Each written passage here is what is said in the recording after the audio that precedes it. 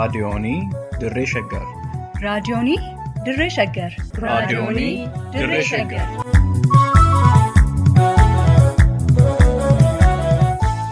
Raadiyoonii Dirree Shaggari. Raadiyooniin Dirree Shaggar torbaan guutuu guyyoodhaan galgalatti sa'aatii tokkorraa eegalee hamma sa'aatii tokkoof walakkaatti dambalii gabaabaa meetir baandii 19 kiiloo heerzii 15,415 irratti qophii dabarsuu amma jalqaba. Raadiyoonii Dirree Shaggar.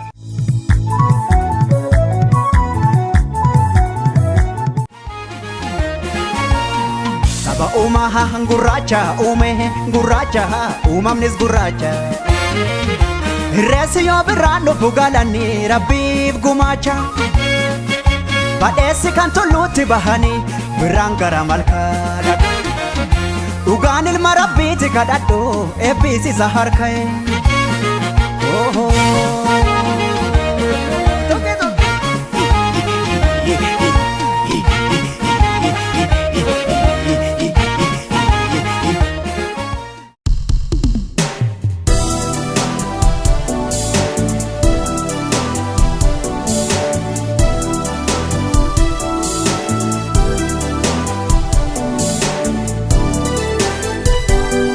Hubannoo beektotaa. Sagantaa kanaan ilaalcha, taajabbii, qeeqa, hubannoo fi qorannoo hayyoonni haala dhimma biyya keenyaa irratti barreessan isiniif dhiyeessina. Hubannoo beektotaa.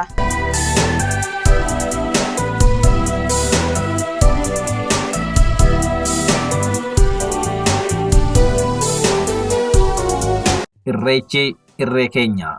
Kan barreesse Lubbicha Lubee, Gulaalaan Duubee Wayyeessaa, kan isin biraan ga'u mo'an Gurmeechaa Gammachuuti. Gadaan kuni saddeeta qaboo saddeetan mareeyo. Kabajamtoota dhaggeeffattoota raadiyoonii Dirree Shaggar baga booqaa birraa agartan, baga jalbultii ifa'aa yookiin ayyaana gubaa fi ayyaana irreechaa geessan. Akkuma mata duree irratti ibsamee har'a hubannoo beektotaa irratti kan isiniif qabannee dhiyaanne barreeffama maamila keenya Lubbicha Lubeetiin irreechi irree keenya jedhuun qophaa'e. Haga dhumaatti nu waliin tura. Duudhaan kuni malkaan kuni barseera qabaayi sadeetan mareeyo. Tibbi kun wayitii irreechati. Irreechi kun immoo irreecha birraati. Birraan ifaan wal fakkaata. Ganni dukkanaan wal fakkaata. Dukkannis iftis kanuma guyyaa guyyaan agarru ta'ulleen namni ifa jaalata. Ifaan waa argu malee dukkana keessa arguu waan hin dandeenyeefi. Maqaan dukkanaa yoo ka'u sodaatu nama keessatti uumama. Dukkana keessa waa arguun waan hin danda'amneef ta'uutu mala. Halkan gaarii fi yaraa kan nama gargaaruu fi kan nama miidhuu addaan baafachuun hin danda'amu. Karaa deeman daandiin namatti mul'atu. Kanaafuu dukkana sodaachuun nama ajaa'ibuun qabu. Haa ta'u malee dukkanni miidhaa qofaa miti kan qabu. Bu'aalleen hin qaba. Dukkanni rafuuf, boqachuuf yookiin aara galfiif nu gargaara. Namni yoo boqatu uumamni biraa immoo halkan soorata barbaaddata. Beeladoonni fi ilbiisonni sodaa namaarraa bilisa ta'anii socho'u. Waaqni wantoota mara yoo uumuu sababa qaba jedhanii fudhachuun gowwummaa miti. Ka'umsi kiyyallee bu'aa fi miidhaa dukkanaa fi ifaa waliin madaaluu miti. Birraa fi ifaa, gannaa fi dukkana wal bira qabee waan uummanni keenya waqtii birraa kana ibsuufin dhimma kana kaase. Akkuma dukkanni faayidaa isaatii qabu gannis bu'aa guddaa qaba. Cufaayyuu faayidaan gannaa olaanaadha.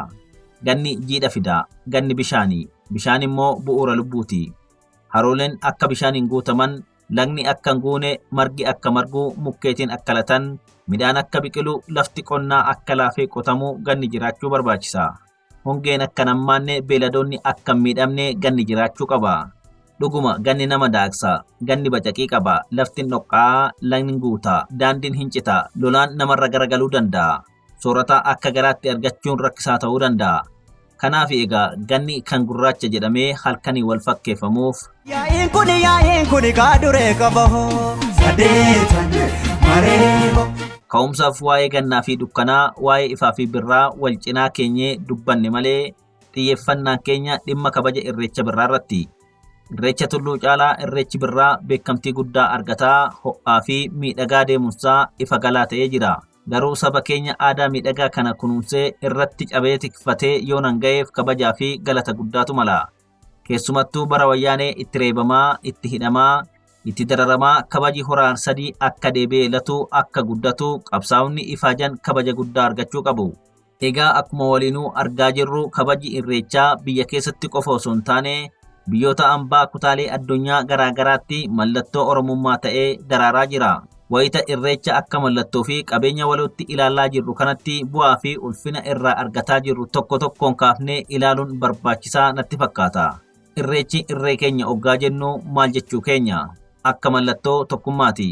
Oromoon baadiyyaa, kaabaa kibbaa, giddugalaa fi moggaadhaa dhufee waltajjii tokkorratti wal argee waliin waaqa waaqeffatee waaqa waliif kadhatee gaarummaa fi guddina waliif hawwee bakki itti tokkummaan dimbilee argamu yoo jiraate irreecha irratti. Oromoon ilaalcha siyaasatiin adda adda ta'e, amantii hordofuun garaagarummaa qabu, kan haala jireenyatiin garagara ta'e, qotee bulaan, hojjetaan siviilii, ogeessi muuxannoo fi beekumsa adda addaa qabu dirreen irratti walga'ee afaan tokkoon dubbatu yoo jiraate irreecha irratti. Beekumsi koorniyaan naannawii otoo addaan hin qoodin bakki waggaatti Oromoon walitti dimbili'ee wal argu yoo jiraate jabana kanatti ayyaana irreecha irratti. Gama biraatiin ammoo ayyaanni irreechaa ammaan kana waltajjii aadaan uffannaa Oromoo akaakuu garaagaraatiin irratti mul'atu ta'aa dhufeera. Guddinni uffannaa keenyaa Oromiyaa kan Oromiyaa ba'aa, kan kibbaa, kan giddugalaa, kan lixaa, kan kaabaa yookiin kan walloo halluu fi diizaayinii ajaa'ibaatiin gadi ba'aa jira. Dhimma faashinii uffannaa keenyaa kanarratti waa xiqqoon darbachuu fedha. Faayi keenya kan aadaa halluu bu'uura sadiin kuulama. Gurraacha, diimaa, adiidhaan. Kun waan bakka bu'u qaba. Calaqqee alaabaa keenyati jechuudha.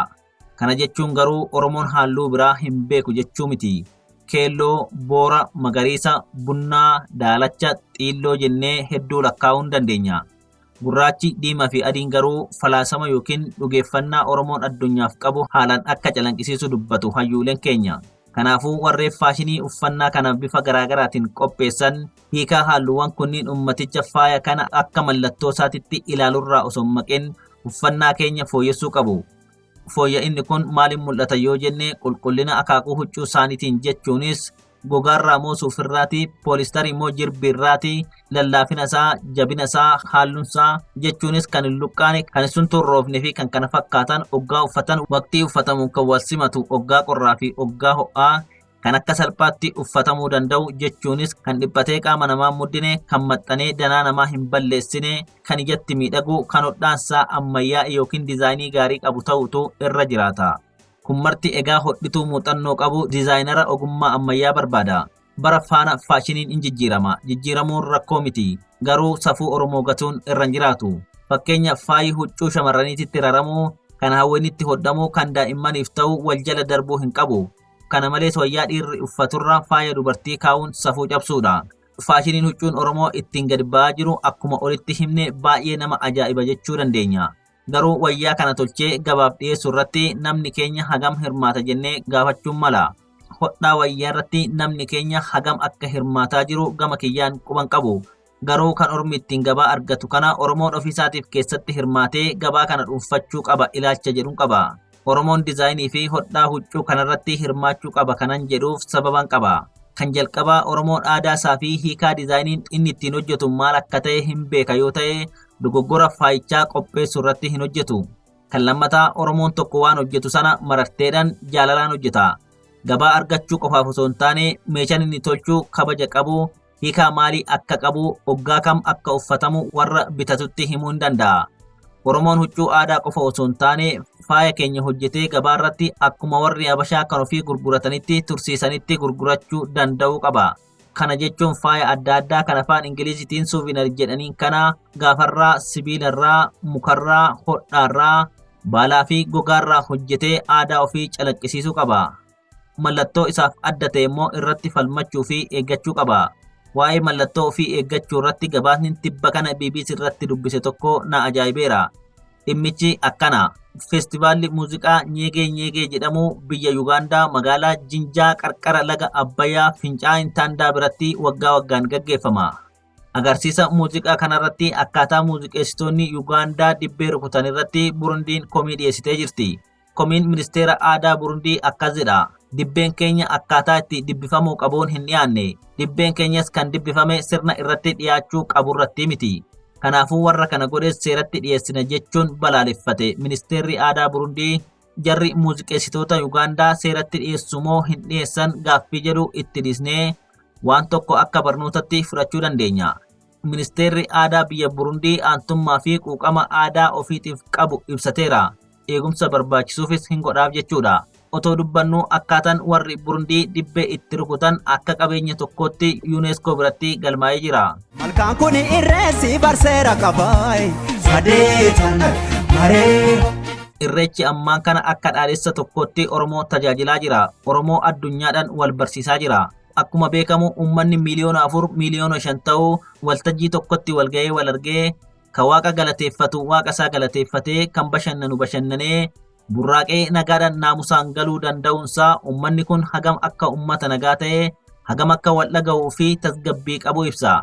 Dambalii uummataa kana sirna ayyaanni kun ittiin qajeelu daawwachuuf naannawa addunyaarraa turistoonni gara Itoophiyaa dhufan lakkoofsi isaanii dabalaa dhufeera.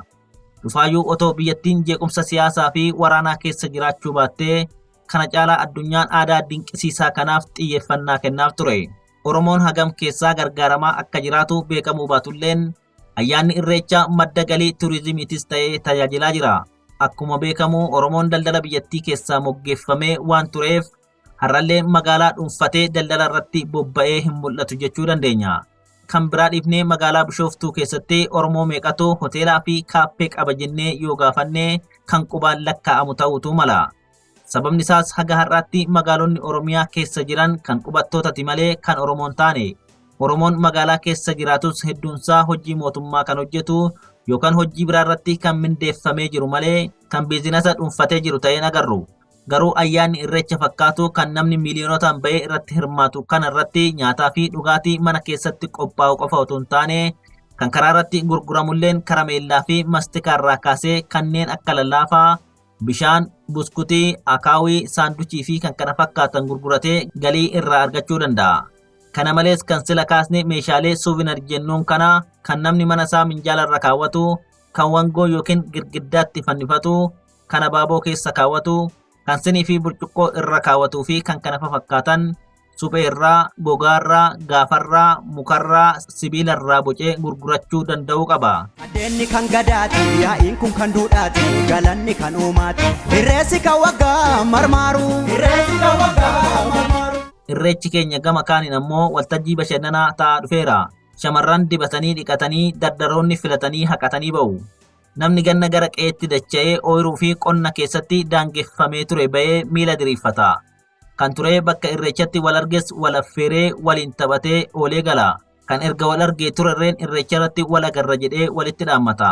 Kanaaf irreechi guyyaa addaa, guyyaa jaalalaa, guyyaa galateeffannaa, guyyaa bashannanaa fi burraaqii, guyyaa gammachuu ta'aa dhufeera.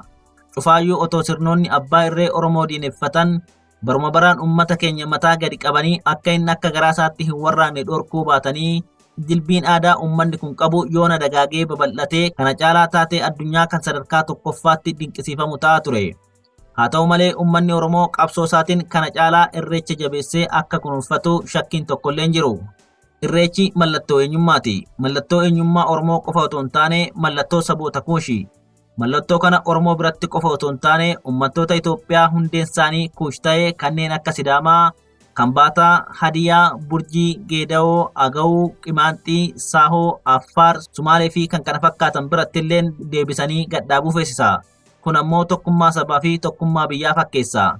Tokkummaan illiitonni Amaaraa halkanii guyyaa jiraachuu qaba jedhanii caraanan akka kanaan uummata wal jaalachiisuu fi sirna aadaa walitti akka hirmaatu jajjabeessuu fi wal kabajuun malee aadaa sabootaa tuffachuu fi irraa qollifachuun hin argamu. Kabajamtoota dhaggeeffattoota raadiyoonii Dirree Shaggar kanarraaf qabannee xumurreerra. Birraan hoffaltii haa ta'u gadaan roobaa gabbina nagaatti bulaa. Duudhaan kuni malkaan kuni barseera qabaay sadeetan mareeho. Yaa'iin kuni gaaduree qabaho sadeetan mareeho.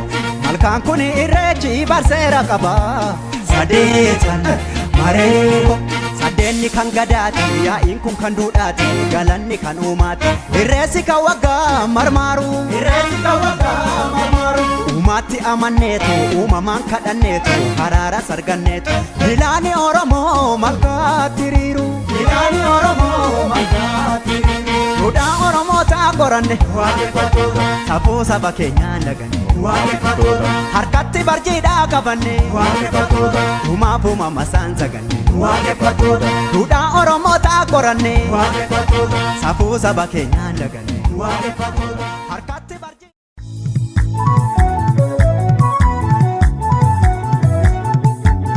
raadiyoonii dirree shaggar raadiyoonii dirree shaggar raadiyoonii dirree shaggar